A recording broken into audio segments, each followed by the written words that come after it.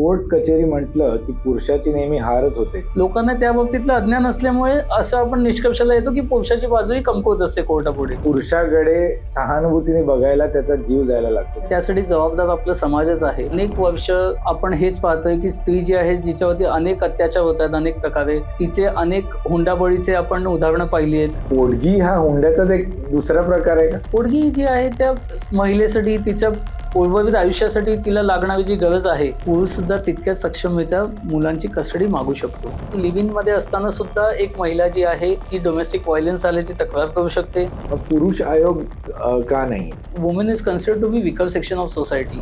पुरुषाचं उत्पन्न महिलेपेक्षा कमी आहे म्हणून तो तिथे कोर्टापुढे जातो आणि सांगतो की मला त्या अमाऊंटमुळेच पुरुषावर एवढं दडपण येतं की तो आत्महत्या आणि तर तुम्ही वरच्या न्यायालयात जा ना, त्यासाठी आत्महत्या हा काही पर्याय नाहीये. पुरुष नंतर महिलेवर मेंटल हॅरॅसमेंटचं केस करू शकतो. केस ही सत्तेच धरली जाते कोर्टापुढे, पण पुराव्यांच्या अभावी त्या पुरुषाला सोडलं जातं.